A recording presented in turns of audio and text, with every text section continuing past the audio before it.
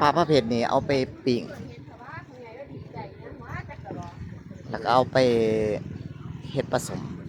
สมโตหรือสมฟัก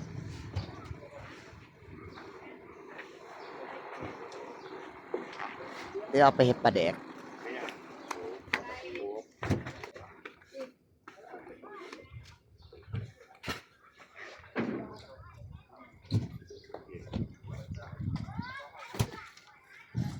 นี่เป็นผ้าเผ็ดปลาใหญ่นี่ปลาไหนปลาตองปลาเพียปลาเข่ง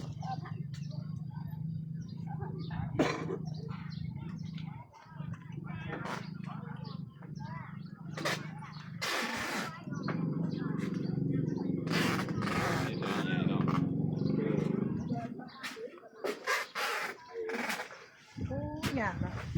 ได้สิ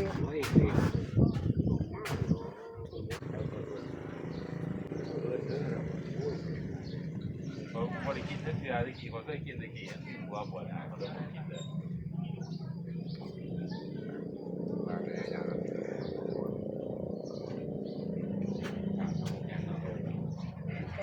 ปลาสะออนปลาเป็นเข่งเยอะ